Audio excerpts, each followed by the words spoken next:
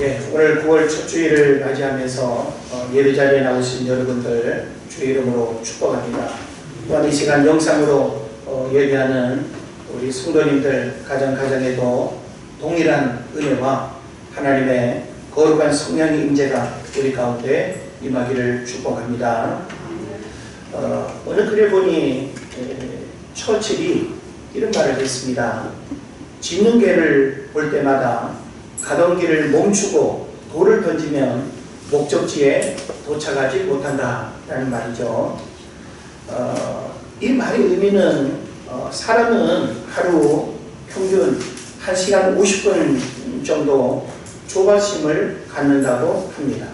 조바심은 목적지를 잃어버리게 만들고 하루를 불안하게 만들고 행복한 마음을 빼앗아 가버리는 것이죠.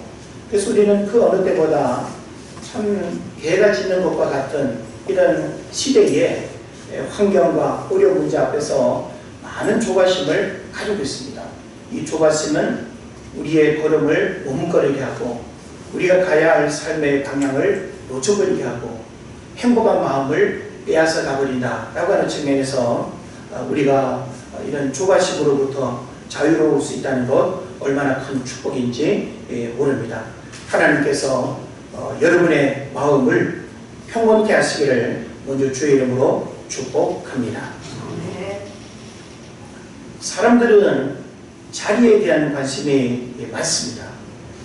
이 자리는 의자나 방석을 의미하지는 않습니다. 일상의 언어 속에 자리에 대한 다양한 표현들이 우리에게서 이제 있음을 보게 되는데 여러분들 자리에 대한 어떤 표현들을 하게 될까요? 자리 차지 우리 많이 듣게 되죠. 또 한 자리 해야지, 자리 뺏지 마, 내 자리 넘보면 알지, 또 자기 자리 잘 지켜, 또 내 자리를 인정해 줘야지, 승진했어. 자, 이와 같은 표현들은 전부 다 자리라고 하는 공통점을 가지고 있습니다. 자리는 어떤 의미가 있을까요? 우리도 사실은 교회 안과 밖에 다양한 자리에 앉아있죠. 우리에게 부여된, 우리에게 허락된 그런 삶의 자리가 있습니다. 이 자리는 어떤 의미가 있을까? 신분과 권위를 상징하고 의무와 책임이 주어지며 권세와 영화를 누리게 됩니다. 그래서 사람들은 이 자리 때문에 공무술수를 이용해서 자리를 넘보거나 또 자리를 빼앗고 자리를 이용하려고 하는 것입니다. 그래서 우리가 어떤 의미에서 출세한다는 것은 높은 자리, 힘 있는 자리, 존귀한 자리, 안전한 자리, 화려한 자리, 그런 자리가 바로 출세라고 하는 표현 속에 담겨있다고 이렇게 볼 수도 있겠죠. 자, 그렇다면 여러분은 어떤 자리를 원하십니까? 여러분은 살아가면서 내게 주어지는 수많은 자리들 가운데 어떤 자리를 원하십니까? 그리고 여러분은 지금 여러분에게 주어진 그 자리에 만족하십니까? 여러분의 자리는 하나님이 주신 자리입니까? 아니면 여러분 자신이 만든 자리입니까? 오늘 우리는 이 자리에 대한 진지한 고민을 해볼 필요가 있습니다. 자리는 단순히 여러분이 지금 앉아있는 이 의자, 방석, 그걸 의미하지 않습니다. 우리에게 부여된 다양한 삶의 자리는 그 자리에 바로 어떤 권위와 그리고 또 어떤 의무와 신분과 여러 가지 것들이 그 자리에 붙어 있는 거예요. 그 사람이 앉아있는 그 자리를 보면서 자신의 자리와 비교하게 되죠. 부러워하기도 하고 지나친 우월감을 갖기도 하고 혹은 또 열등감을 갖기도 하는 것입니다. 우리가 성경을 보면 성경에서도 자리에 대한 많은 이야기를 우리가 살펴볼 수 있는데 천사장 루시퍼가 타락한 이유는 하나님의 자리를 탐한 결과입니다.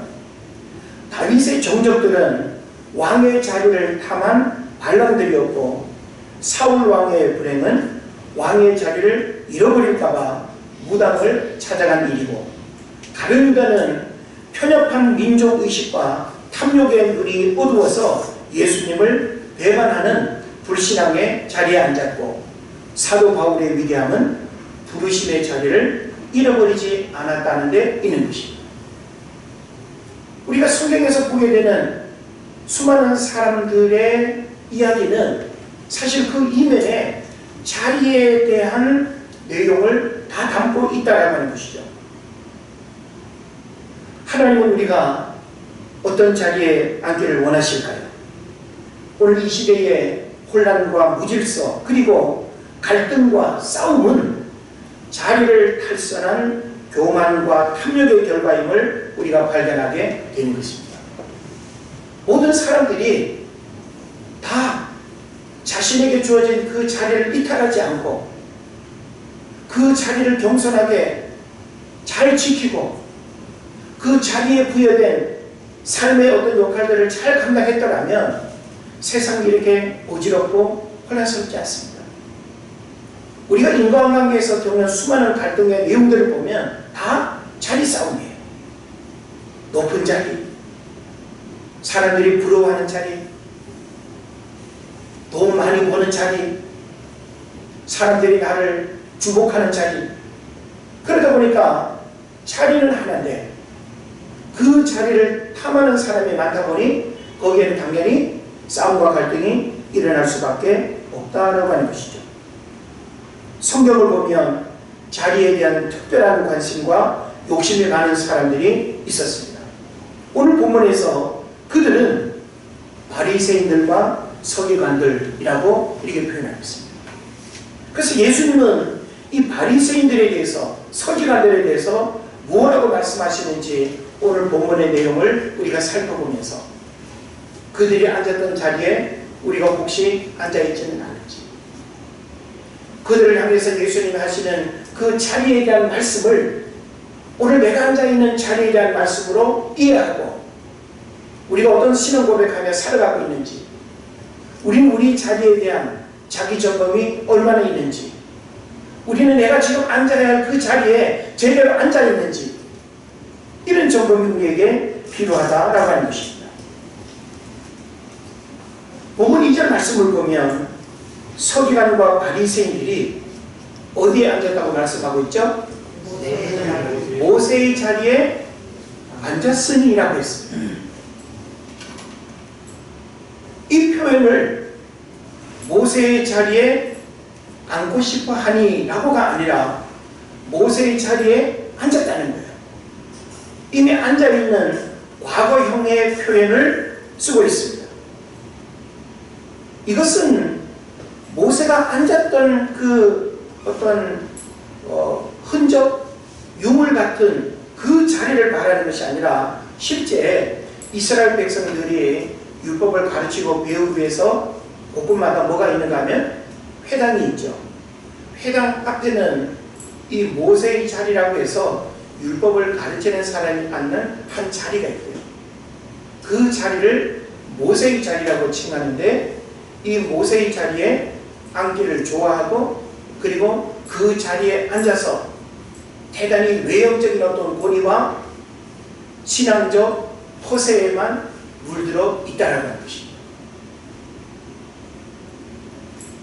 그래서 관례적으로 앉는 자리를 가리키면서 권위의 상징이라고 하는 의미를 가지고 있는데 바로 지금 이 바리새인과 서기관들이 이와 같은 자리에 앉아 있다라고 하는 것입니다. 자, 그러면 우리가 이 모세의 자리를 말할 때 모세를 좀 우리가 한번 생각을 해봤으면 좋겠습니다.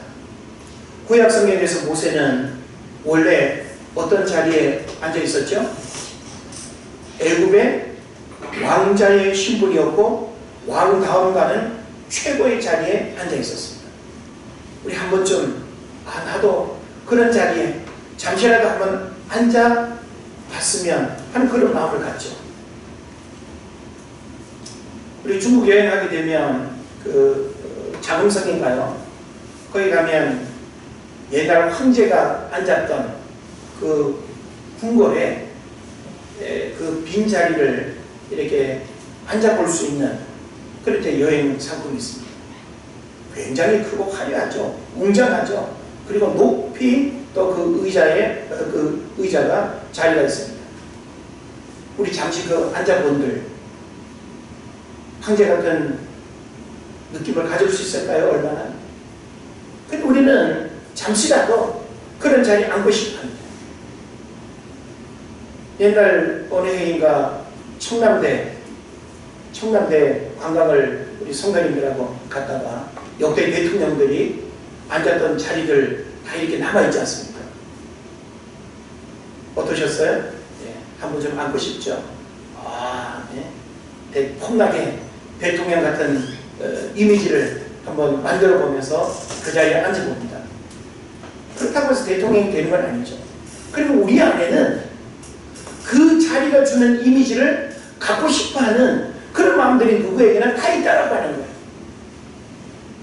권세를 상징하고 신분을 상징하고 위험을 상징하는 그 자리에 내려오고 싶어 하지 않는 그런 마음을 갖고 있다는 것이죠. 바로 모세가 그 최고의 자리에 앉아 있었습니다. 마음껏 명령하고 모든 것을 자기 마음대로 쥐락펴락할 수 있는 권세 있는 자리였습니다. 이런 모세를 하나님은 어느 날 미디안 광야 모래바닥으로 끌어내리셨습니다. 전혀 다른 자리죠. 생각지 못한 자리이고 한 번도 앉아보지 못한 자리입니다. 자기 스스로는 그런 자리에 내려올 수도 없고 그런 자리에 앉을 수도 없는데 하나님께서 친히 그 왕자의 자리에서 미디안 광야 모래바닥의 자리로 하나님이 끌어내리셨습니다.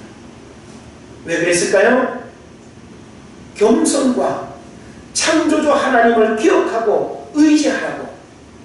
왕자의 자리에서는 겸손이 없고 하나님을 찾지도 않고 하나님을 만나는 시간도 없고 하나님의 경륜 속에 이 모세는 지도자의 역할을 감당해야 되잖아요. 그러니까 그 자리에 있어서는 안 되니까 하나님께서 모세를 끌어내리신 거예요. 우리는 이 일들을 통해서 하나님을 찾지도 않고 하나님이 찾아오지도 않는 자리는 결코 축복의 자리가 아니라고 하는 사실을 여러분 깨달으시기를 바랍니다. 그 자리는 오히려 불행의 자리요 저주의 자리가 되는 것입니다. 진정한 축복의 자리는 하나님이 함께 하시는 자리다라고 하는 사실을 여러분 깨달으시기를 바랍니다. 그런데 오늘 본문에서 서기관들과 바리새인들이 모세의 자리에 앉았다는 것은 무엇을 의미하는가 하면 적어도 세 가지의 의미를 생각해 볼 수 있습니다. 하나는 뭔가 하면 영적 교만입니다. 하나님은 지도자뿐만 아니라 하나님의 백성들이 살아가야 할 성품과 삶의 자세는 겸손입니다. 어느 날 어거스틴의 제자들이 선생님 우리에게 가장 중요한 신앙의 덕목을 가르쳐 주십시오 라고 이렇게 청했습니다. 그때 어거스틴이 말하기를 첫째도 겸손이요 둘째도 겸손이요 셋째도 겸손이라고 했습니다.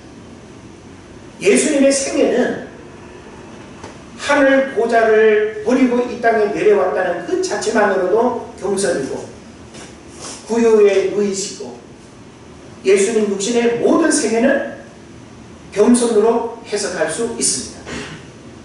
앤드류 모레이가 쓴 겸손이라고 하는 책을 읽어보면 예수님의 생애 자체가 겸손이다. 그러므로 우리는 끊임없이 겸손해지기를 노력해야 하고 겸손을 잃어버리면 자연스레 영적 교만의 모습을 가질 수밖에 없는 것입니다. 서기관과 바리새인들이 모세의 자리에 앉았다라고 하는 이것은 바로 영적 교만의 모습을 말하는 것이죠. 그리고 또 하나는 잘못된 영적 권위를 의미합니다. 권위는 자기 스스로가 치장해서 드러내는 게 아니에요. 본인은 오히려 타인으로부터 인정받을 때 진정한 권위가 드러나는 것입니다. 그런데 우리는 우리를 스스로가 그 권위를 실추시키고 오히려 부여된 그 권위마저 변질시키는 이런 연약함의 모습들이 우리에게 분명히 있습니다. 오히려 이 서기관과 바리새인들은 그들이 탁월한 영적 지도자로서 율법주의자들로서 참 존경받을 만한 그런 삶을 살아가고 있음에도 불구하고 오히려 모세의 자리에 앉는 이와 같은 모습들은 영적 교만과 더불어서 잘못된 영적 권위를 가지게 되는 이런 문제를 예수님이 지적하는 것입니다. 그리고 또 하나 우리가 깨달아야 될 것은 뭔가 하면 이들의 이런 모습은 자리의 월권이라는 거예요. 자리의 월권이 뭐예요? 내가 앉아야 할 그 자리를 밀어내고 부정한 방법으로 그 자리에 앉는 것, 이게 월권 아닙니까? 사실 우리가 어떤 조직 사회에서 월권을 행사한다고 하는 것은 그 조직에서 도태될 수 있어요. 우리는 우리에게 주어진 직분, 사명, 그리고 우리에게 주어진 모든 일에 자기 자리를 지키는 겸손함이 있어야 돼요. 아무리 힘들고 어려워도 상대방의 자리를 탐하고 월권하는 것이 아니라 그 자리에 충실하게 될 때 하나님께서 자리 이동의 축복의 역사가 일어나게 될 줄을 믿습니다. 그래서 바로 이 서기관과 바리새인들의 모습은 모세의 자리에 앉았다라고 하는 이 하나만으로 그들이 누구인지, 그들의 정체성, 그들의 문제점, 그들의 실체를 바로 이 하나의 표현으로 다 드러내고 있는 것입니다. 그래서 3절에 보면 예수님이 이런 말씀을 합니다. 그들이 말하는 바는 행하되 그랬어요. 그러니까 그들의 말 자체는 틀린 말이 있다 없다? 없다는 거예요. 오늘 우리 그리스도인의 모습이 그렇지 않은가요? 참 말은 잘해. 말은 맞아. 말은 틀리진 않아. 그런데 너 행실을 보니 틀렸다. 너 말하는 거하고 너의 행동하고 내가 공감하기 어렵다.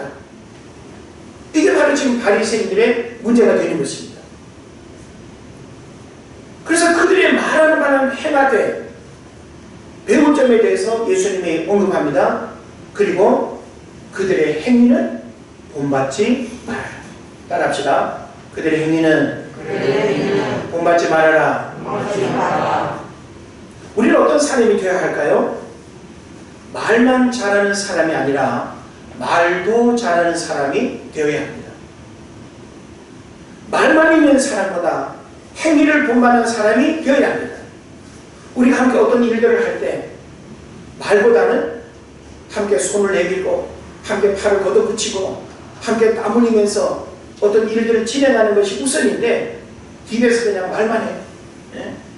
이래야 돼 저래야 돼 왔다 갔다 하고 말만 앞세우고 사람은 보이지 않고 이건 공동체에서 결코 좋은 모습은 아닐 것입니다. 우리는 교회 안에서나 모든 인간관계 속에서 말에 앞서는 사람이 되면 안 돼요. 오히려 과묵하게 행동으로 우리의 말을 표현하고 행동으로 말할 수 있는 사람이 진짜 영향력 있는 사람이 되는 것입니다.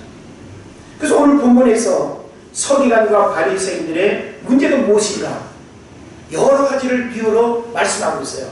구체적으로 그들이 모세의 자리에 앉았다라고 하는 그 잘못된 그 행동을 예수님이 아주 적나라하게 언급하고 있는 것입니다. 어떤 문제들이 있죠? 4절에 보니까 무거운 짐을 묶어 사람의 어깨에 지우되 자기는 이것을 한 손가락으로 움직이려 하지 아니하며 라고 했습니다. 여기서 무거운 짐이라고 하는 것은 어떤 우리 일상에 필요한 물건을 의미하는 게 아니에요. 여기서 짐이라고 하는 것은 이스라엘 백성들이 지키고 행해야 할 율법, 계명, 말씀, 우리 하나님의 말씀을 지키는 데 있어서 마음의 무게감을 느끼지 않습니까? 그런데 이스라엘 백성들은 율법을 10가지 계명과 더불어서 613가지의 계명으로 정리를 했어요.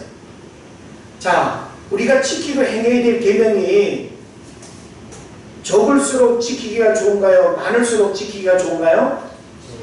적을수록 지키기가 좋죠. 그런데 이 바리새인들은 하나님께서 우리에게 명령하신 그 율법을 자꾸 세거나 했어요.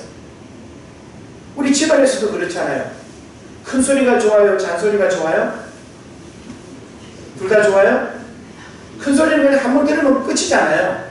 근데 그냥 화장실에 뭐 주방에 가면 그냥 안방에 가면 뒤따라다니면서 그냥 계속 잔소리하면 귀찮죠.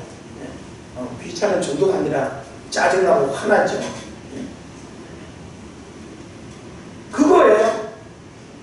그러니까 지금 이 바리새인들은 이스라엘 백성들 향해서 너희들이 선민 하나님의 백성들이라면 하나님의 말씀을 지켜야 된다. 그런데 그 10가지 계명을 613가지로 나눠놓고 이 613가지 하나를 세부적으로 하나의 20개의 세부적인 조항으로 나눠놨어요. 그러면 우리의 목을 죄일까요? 안 죄일까요? 죄죠. 예배? 너희들 이렇게 드리면 안 돼! 예배 드려야 돼. 드리지.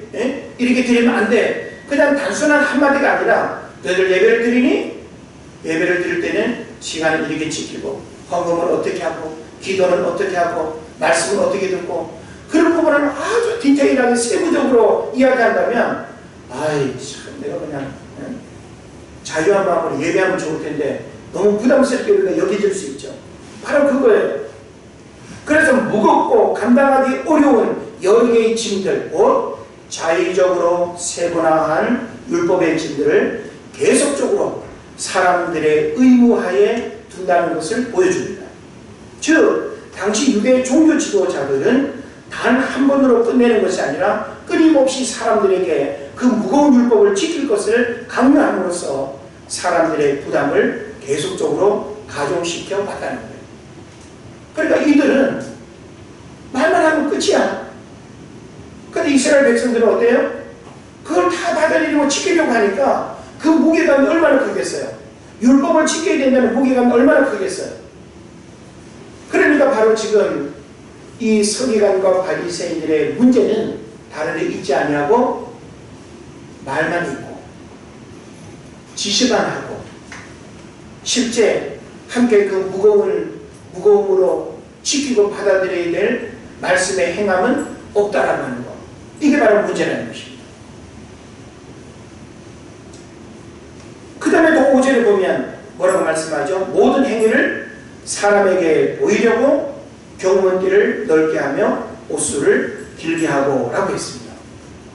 여기 경문이라고 하는 것은 뭔가 하면 하나님의 말씀을 적어놓은 띠예요. 띠.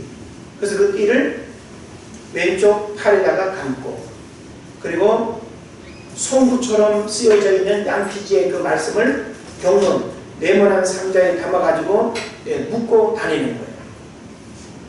그러면서 늘 오며 가며 늘 수시로 하나님의 말씀을 풀어서 읽고 듣고 암송하고 묵상하는 것이죠. 어찌 보면 대단히 아주 중요한 말씀의 가르침일 수 있습니다. 그런데 이 경문이라고 하는 것은 4개, 다시 말하면 출애굽기 13장 2절로 10절, 13장 11절로 16절, 신명기 6장 4절로 9절, 11장 13절로 21절의 성경 구절을 양피지에 적어놓은 상자인데 이것을 왼팔 안쪽이나 이마에 끈으로 묶어 다녔습니다. 왜 이렇게 했을까요? 신명기 6장 4절로 8절에 하나님의 말씀을 손목에 메고 미간에 붙이라는 말씀 때문입니다. 하나님이 이렇게 하라고 하신 이유는 하나님의 말씀을 잊지 말고 기억해서 그대로 살라는 뜻이에요. 그러니까 성경책은 교회나 그냥 던져놓고 집안에나 던져놓고 내 삶의 자리에서는 하나님의 말씀과 아무 상관이 없는 삶을 살아가다면 바로 이 경문띠를 넓게 한 것과 같은 모습입니다. 그래서 생각과 행동과 삶의 모든 형태를 말씀에 맞추어 살라는 의미인데, 그런데 이들은 그것이 아니라 그러한 목적의 경륜을 더 넓게 만들어서 사람들에게 자신의 경건을 과시하고 보이려고 했다라고 하는 것이죠. 심지어는 이것이 자신을 보호해 줄 것이라고 믿고 부적처럼 차고 다녔습니다. 여러분 혹시 그런 마음 있지 않나요? 내가 십자가 목걸이를 하고 다니면 아프지도 않고 사고로부터 보호받고 그러신가요? 옛날 2차 세계대전 당시에 전쟁터에 나가는 아들에게 어머니가 작은 성경책 하나를 줬습니다. 그 성경책을 전투복 안에다가 놓고 전쟁을 치다가 어느 날 총을 맞았는데 총이 성경책에 박혀서 다행히 목숨을 건졌어요. 그러면 성경책을 항상 몸에 지니고 다니면 총알로부터 보호를 받는 그런 부적처럼 우리가 생각하고 성경책도 그냥 막 어디 주머니 넣고 다니고 십자가도 목에 걸고 다니고 그러면 우한 질고가 우리에게 찾아오지 않나요? 성경책을 차에 놓고 다니면 차 사고 안 납니까? 성경책을 머리맡에 두고 자면 귀신이 역사 안 합니까? 우리가 하나님의 말씀과 성경을 부적처럼 생각하는 미신은 버려야 돼요. 말씀의 능력을 믿어야 되는 거고 말씀이 살아 역사하는 것을 우리가 바라봐야 되는 것이지 그 자체는 하나의 책에 불과한 거예요. 여러분이 이 성경책을 말씀이라고 하는 이유는 뭘까요? 그냥 책인데 왜 말씀이라고 하죠? 이것은 책이라고 하는 이 물건을 뛰어넘어서 살아계신 하나님의 말씀이 기록되어진 책이기 때문에 우리가 이것을 단순한 책이라고 하지 않고 하나님의 말씀이라고 합니다. 하나님의 말씀은 신비, 우리 마음판에 새겨진 것이지 들고 다닌다고 우리의 경건과 거룩과 능력이 나타나는 것이 아닙니다. 바로 지금 이 바리새인들의 문제가 그러했다라고 하는 것이죠. 그리고 옷술은 또 뭡니까? 민수기 15장에 기록된 말씀대로 겉옷에 내 귀퉁이에 단술, 장식이죠. 우리도 엄마들의 어떤 취향에 따라서 아주 아이를 깔끔하게 옷을 입히는 부모가 있는가 하면 그냥 액세서리만 그냥 달고 붙이고 막 철렁철렁 이런 또 어떤 옷차림을 좋아하는 경우도 있을 거예요. 물론 시각적으로 눈길을 끌고 아름다워 보일 수는 있어요. 장식. 바로 지금 이들의 문제는 그거예요. 왜 육은 이 사관생도들이 왜 옷을 막 이렇게 하고 또 막 그냥 제시군이나 그럴 때 촥촥촥 자고 막 그런 거 소리 나지 않습니까? 어떤 절도 있는 우리 군에서도 보면 휴가 나올 때 그냥 깔끔하게 그냥 군복 뭐죠? 다림질 해가지고 휴가 나오면 되는데 나 전방에서 아주 그냥 빡센 훈련 받고 군생활 이렇게 한다고 전방에서 이제 이 마을까지 이렇게 내려오면 막 이런 것처럼 막 붙여요. 그냥 막 그냥 뭐 공중 낙하했다는 그런 표시 마크 막 붙이고 막 이상한 거 막 붙이고 그러면 모르는 친구들은 너 그건 뭐야? 이거 별거 아니야. 근데 네가 낙하산 한 몇 번 탔잖아. 이런 어떤 허영심, 영웅심, 실제 그런 경험도 하지 않았으면서 센 척, 강한 척, 있는 척, 배운 척, 우리는 이 잘못된 척을 밀어내야 될 줄 믿습니다. 이것은 청색실로 짠 것인데 청색은 하나님과 그 언약의 영원성 및 순결성을 상징하는 것입니다. 이 옷술이라고 하는 게. 그러므로 이것을 단다는 것은 하나님의 언약을 생각하고 자신의 언약 백성으로 하나님의 말씀에 따라서 살아야 한다는 것을 기억하기 위함이에요. 그러니까 옷술이 길어야 할 이유가 있어요? 없어요? 없어요. 사람들에게 더 시선을 끌 만큼 옷술을 길게 달아야 할 이유가 없는 거예요. 이것은 나 자신을 위해서 필요한 것이고 하나님의 말씀을 기억하기 위해서 내가 그것을 다는 것이지 다른 데 의미가 있는 게 아니라고 하는 사실이죠. 그런데 이들은 실제로 그렇게 산 것이 아니라 경문을 넓히고 옷술을 크게 한 것으로 자신들의 종교심과 경건함을 과시하고 자랑했고 사람들에게 인정받고 싶어 했다는 것입니다. 마치 사람들이 비싼 외제차를 타거나 고급 옷을 입는 것으로 자기를 나타내고 높이는 것과 같은 그런 이치인 것입니다. 우리 안에도 월급은 얼마 없으면서 사회적인 신분은 별거 아니면서 전세를 살면서 뭐 있는 것처럼 보이고 싶어하고 허장허세, 허영, 여러분 하나님 앞에 다 내려놓으십시오. 있는 그대로 진실하게 사십시오. 왜 우리는 자꾸만 자신을 위장합니까? 서울에 살면 더 특별해 보이고 전세에 살면 좀 우습게 보이고 자가용 뭐 국산차를 타면 좀 이상하게 보입니까? 우리는 그런 물건들로 자꾸만 자신의 가치를 표현하려고 하지만 오히려 부끄러움을 당할 수 있다는 사실을 깨달으시길 바랍니다. 그 외에도 6절에 보면 잔치의 윗자리와 회당의 높은 자리를 좋아한다. 그죠? 그리고 7절에 보면 시장에서 문안받는 것과 사람에게 랍비라 칭함을 받는 것을 또 좋아한다라고 했습니다. 이 바리새인들은 이 외식과 이런 형식을 아주 좋아했어요. 그래서 일주일에 정한 시간 금식도 하고, 그죠? 구제도 하고, 기도도 하고, 사람들이 많이 모이는 어귀에서 두 손을 높이 들고, 예? 기도하는 모습으로 자신의 경건함을 드러내려고 했고, 일주일에 몇 번씩 금식하고, 정한 때에 구제하고, 자신의 그 거룩함을 드러내려고 했지만, 그것으로는 안 됩니다. 그래서 예수님이 아주 독사의 자식들이라, 그리고 너희들의 외식과 주몽돈과 그리고 너희들의 그런 어떤 모습들은 결코 중심을 잃어버린 그런 모습들임을 이야기를 하고 있는 것입니다.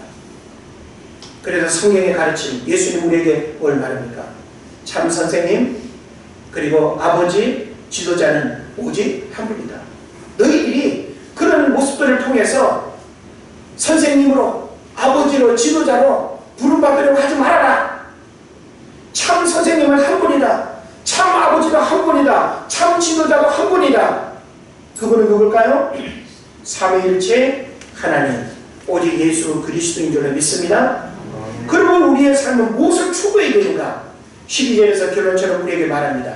누구든지 자기를 높이는 자는 낮아지고 누구든지 자기를 낮추는 자는 높아지리라. 우리 스스로가 자꾸 높고 낮은 자리를 선택해서 그 자리에 오르려고, 그 자리에 앉으려고, 그 자리를 지키려고 하지 말라는 거예요. 하나님께서 우리를 그 자리로 인도하시면 그 자리는 그 누구도 빼앗을 수가 없어요. 할렐루야. 네. 하나님 우리를 그 자리에 앉게 하면 그 자리는 누구도 넘볼 수가 없어요. 하나님이 우리를 옮기게 하지 않는 이상 하나님이 우리에게 허락된 그 자리는 축복의 자리요, 사명의 자리요, 부르심의 자리인 줄로 믿습니다. 그런데 우리가 성경을 보면 좀 안타까운 모습이 있습니다. 자리에 대한 어른의 부정청탁이 있어요. 오늘날도 부정청탁이 있는 게 아니라 성경에도 보면 부정청탁이 있어요. 마태복음 20장 앞에가 되겠죠. 마태복음 20장 20절 21절을 보면 세베대의 아들의 어머니가 그 아들들을 데리고 예수께 와서 절하며 구하니 예수께서 이르시되 무엇을 원하느냐 이르되 나의 이 두 아들을 주의 나라에서 하나는 주의 우편에 하나는 주의 좌편에 앉게 명하소서. 이거 뭐예요? 자리죠, 자리. 예? 세베대의 아들의 어머니가 예수께 와가지고 자기 두 아들을 주님 나라 좌우편에 앉게 해달라는 거예요. 예? 여러분도 그러고 싶죠? 예? 세베대의 두 아들은 누굴까요? 야고보와 요한을 의미합니다. 이 두 아들의 어머니는 누굴까요? 예수님의 모친 마리아의 친자매인 살로메입니다. 예수님에게는 뭐가 되는 거예요? 이모가 되는 거죠. 그러면 우리 보통 부정청탁은 낯선 관계에서 할 수 있어요? 없어요? 절대 없습니다. 뭔가 커넥션, 연결고리가 있을 때 자꾸만 찔러 넣는 거죠. 아, 좀 어떻게 해줘. 한 자리. 성경 시대에도 있었고 오늘날도 있었고 방법과 내용은 다를지는 몰라도 동일한 일들이 오늘날에도 일어나고 있는데 그 관심사가 다 뭐예요? 자리에 대한 관심사예요. 자리에 대한 관심사. 그래서 예수님에게는 의무가 됩니다. 친분을 이용한 청탁에 해당됩니다. 오늘날도 부정청탁으로 입사 채용 비리가 늘 뉴스거리가 되는 것 아시죠? 혈연적 이기주의를 통한 자리 청탁은 예나 지금이나 결코 옳은 일이 아니다라고 하는 사실 깨달으시기를 바랍니다. 예수님은 이와 같은 청탁에 단호히 거절할 뿐만 아니라 22절에서 뭐라고 말합니까? 오히려 나의 마시려는 잔을 너희가 마실 수 있느냐고 요구했습니다. 무엇이 더 중요한지 깨달아야 될 것입니다. 예수님은 어떤 자리에 앉으셨을까요? 아까도 잠깐 언급했습니다마는 예수님은 어떤 자리에 앉으셨을까요? 지시하고 지배하고 군림하는 자리에 앉지 않으셨습니다. 20장 28절에 보면 인자가 온 것은 섬김을 받으려 함이 아니라 도리어 섬기려 하고 자기 목숨을 많은 사람의 대속물로 주려 함이라고 말씀하고 있습니다. 이것은 바로 예수님이 어떤 자리에 앉았고 오늘 우리에게 어떤 자리에 앉기를 원하는지 이 말씀을 통해서 깨달아야 될 줄로 믿습니다. 우리가 예수님을 통해서 닮아가야 할 삶의 자리는 섬김의 자리요, 희생의 자리요, 헌신의 자리인 줄로 믿습니다. 우리 영상 예배 드리는 우리 성도님들도 한번 따라합시다. 우리가 앉아야 할 자리는 섬김의 자리요, 희생의 자리요, 헌신의 자리여야 한다. 할렐루야.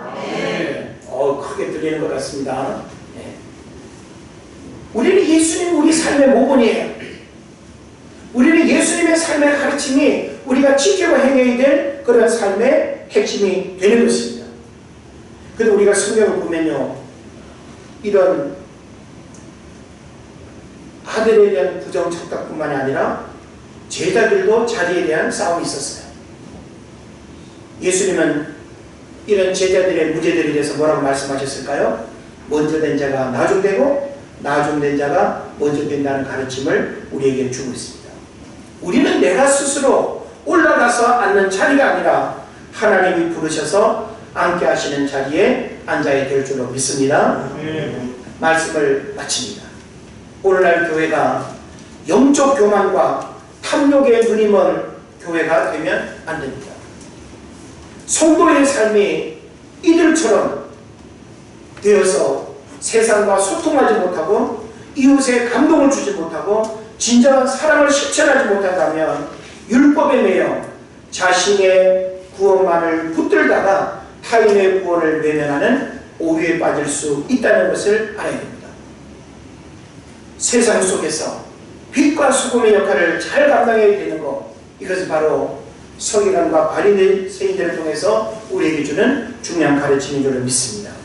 이제 우리는 나도 모르게 잘못된 영적 권위와 신앙적 허영과 행동보다는 말만 무성했던 무화과나무 같은 모습에서 자신을 돌아보고 모세의 자리에서 내려와야 할 것입니다. 모세의 자리에 앉지 말라는 것은 우리 자신을 겸손히 돌아보고 부르심과 사명의 자리를 겸손히 감당하며 몸부림치라는 말씀입니다. 모세의 자리에 앉아있는 누군가를 비난하고 끌어내리는 데 마음 두지 말고 나 자신이 모세의 자리에서 내려오는 용기와 믿음이 있어야 할 것입니다. 여러분 모두가 일평생 믿음 생활 속에서 모세의 자리에 앉지 않는 경건한 하나님의 백성으로 살아갈 수 있기를 주의 이름으로 축원을 드립니다. 기도합시다.